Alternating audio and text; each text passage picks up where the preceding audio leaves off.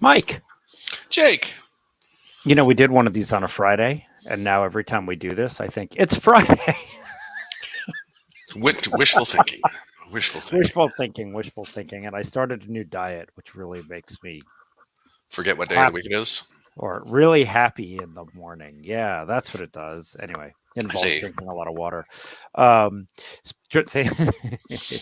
we should get to the things we're going to talk about and not diets and not the fact that it's not Friday. Because, people could be watching this on a Friday because it just replays on YouTube and LinkedIn Live and Facebook. And, you love Facebook. So isn't it Friday in Australia? It might be Friday in Australia. It's Friday somewhere. That's right. You're doing a ton of public speaking and a ton of stuff with news magazines and the like.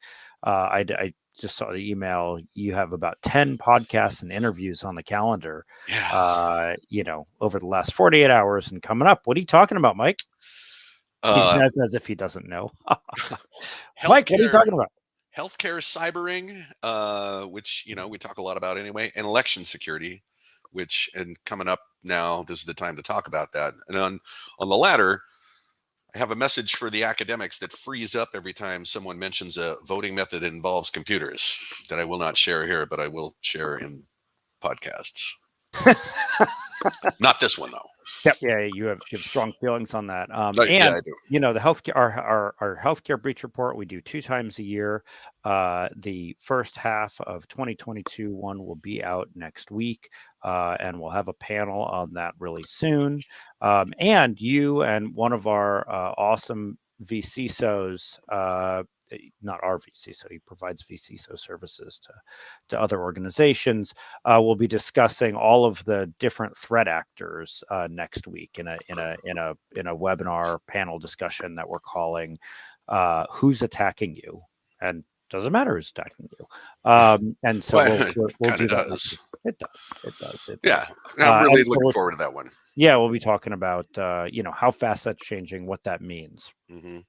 Yeah, we've had to deal with criminals for a long time, and nation states and espionage are pretty standard now, but we've never dealt with mercenaries and, what is emerging as a cyber gig economy. Mm-hmm. And we've never seen activism and hacking for cause like we do now, which is, you and I have been predicting this for the last couple of years. Like you say, things are changing quickly, and while there is a shortage of qualified practitioners to work in the defense of networks, there seems to be no such problem over on the dark side. So yeah, we'll talk about that next week. I mean, maybe there is. Maybe they are. Maybe people aren't showing up to work there too. We don't know. Oh, they get paid pretty well. So, all right, let's get on to the news. So, what happened this week? Okay, first, Patch Chrome. It's under active exploit right now. Patch Chrome. I did it. You can do it too. A few events in the healthcare sector, and since this is all on our minds right now, and all of those were due to third parties being hit for records. Mm-hmm. 6 hospitals have to file breach reports just because one service provider lost their records, and more than 1 million people are affected. And we talked last week about the privacy laws in California and other places. A class action is likely coming. A company called One Touch Point is responsible for 34 hospitals all by themselves. Ouch. Oh, and I mean, that's, I've been editing the healthcare breach report, and, that's one of the findings there, of course, which is ransomware hitting hospitals down. And, but records theft continues to be up. And, what we said last time, I'm not giving anything away about the healthcare breach report because, what we said last time was that the bad guys are going after third parties. It's a trend. Yeah. And somewhat counterintuitively, Fortinet is reporting that ransomware variants have doubled in the last 6 months. So it's not going away, and the tools are morphing. And I don't know that that's counterintuitive. I mean, if the bad guys figure out that ransomware isn't working as well as it used to, trying new variants, well, I mean, isn't that what COVID's doing? I suppose, but there was a report that said overall during the first half of 2022, ransomware events are down 23%. Well, right. So if you're the bad guy, right? If you're those people who are coming to work to make a ton of money, and all of a sudden your the amount you're making is going down, you're going to try new variants. You're going to try new tactics, right? I mean, Right. that's what's Well, happening. We always say the bad guys have a ton of tactics, and yeah. that's why you need, that's why you need a security focused provider helping you, as opposed to just trying to figure it out yourself. But anyway, So call Jake. Let's see. In cyber war news, uh-huh. Russia is getting better at hacking Ukraine. Mhm. The reporting was that defenses have held in Ukraine pretty well. When they saw Russia coming, they were ready. But now they've caused regional power outages, explosions at an electricity substation, explosions at a combined heat and power plant. And so a bunch of people lost heat, power, water, electricity. And I'd say that they're gaining experience in potentially using those tactics elsewhere, like here, if it ever came down to it. Well, um, that's not good. Um, by the way, I saw China has now been hacking Russia. Uh, I guess the American point of view is that, they've been best buds through this whole Ukraine situation and anti-US sentiment, but now China's going after Russia. What's going on there, Mike? Well, all I know is, what they say, numerous attacks on Russia's military industrial complex. Yeah, this is espionage. It's not blowing things up. But it shows that in the logical world, there are no boundaries for China. And in fact, there's a really good article, I think, in today's News Blast that went on at some length about how China has embraced intellectual property theft, espionage, spying on dissidents, infiltrating companies by selling in their backdoor technology, stuff like this. It's like every tactic they can use, Mhm. they're putting to use. Yeah, and I mean, there's no secret here. The FBI and CISA have both Yeah. said, "Hey, Russia's at the top of the headlines, but our number one threat to national security in cyberspace is actually China, not Russia." Yep. Yep. And before we get off nation state stuff, Iran is targeting Israeli shipping, knowing that's probably the number one way to damage an economy, right? And North Korea is busy using fake job offers, again, to compromise everyone with a cryptocurrency wallet, right? Coinbase is not hiring you, just to be clear.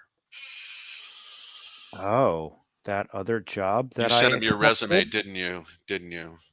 Well, I mean, I did think it was weird that they wanted my bank account number to verify employment. Huh. Just kidding. Okay. Hey, I think we need to talk about election security. You're doing a ton of press about that. Mm, Obviously, we just went through primaries. I don't think there anymore. There might be though. Every state does things a little differently. And I saw a piece in the blast that CISA is doubling down on security for the upcoming elections, which is good. I mhm. mean, come on. It talked about 2024, but like, we're in the middle of primary season. Yeah, well, I know the article you're talking about. Specifically, it was talking about fighting disinformation. You don't need to hack anything but gullible people that are predisposed to their existing worldview and pathologies. It works really well. I was in election security exercise with a state that I won't name, and it was mostly about pushing back very quickly and loudly on disinformation. And I'm sure some people are going to howl about this like they do about fact checking, but TS. TS?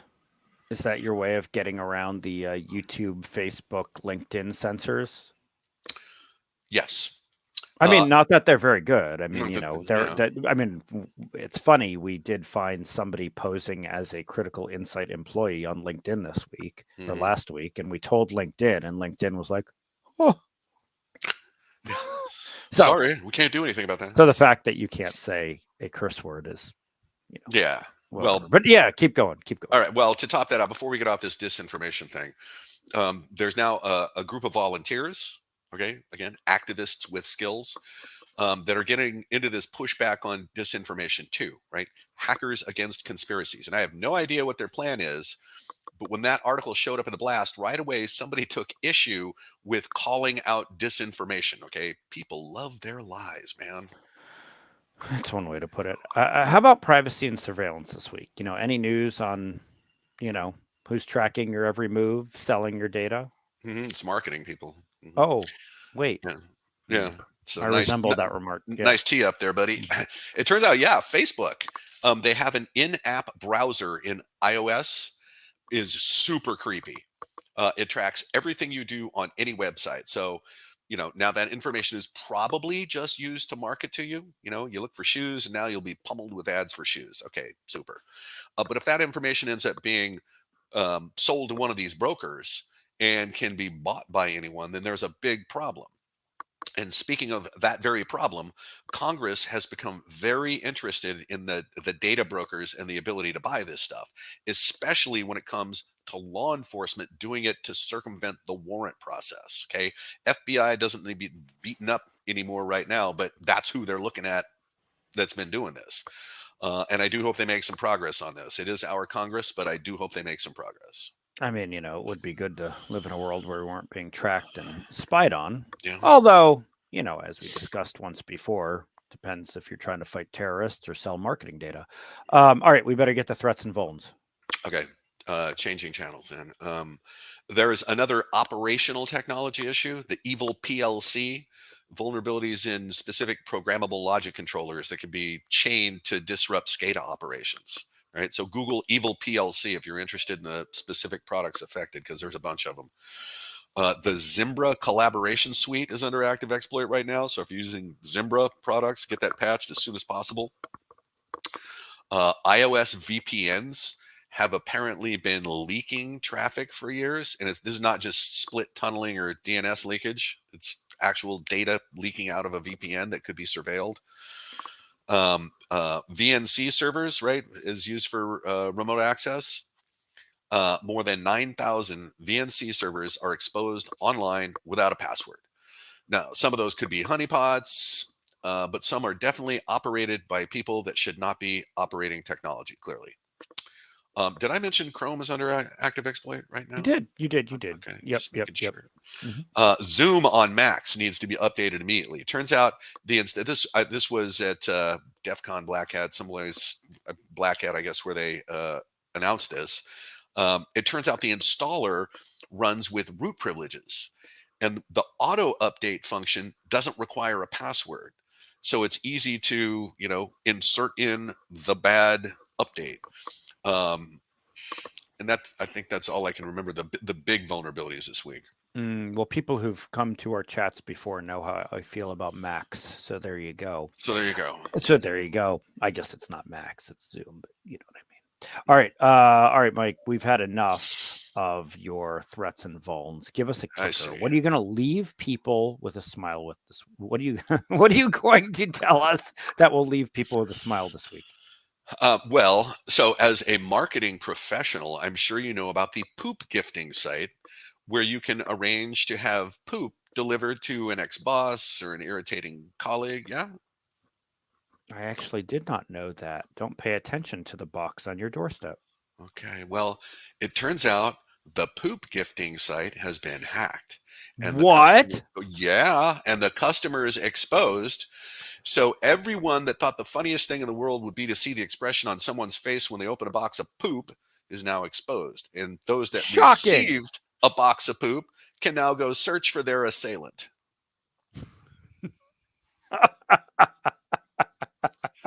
if you could call it an assailant. That's funny. That's See, funny. I made you laugh, huh? You did. You did. You did. It's the first one where you've ever made me laugh. One in a row. I'm very impressed or something. I'm very impressed or something. Okay. So everybody remember for that event next week, you can go to our website, criticalinsight.com, click on events, and then you can sign up for the webinar.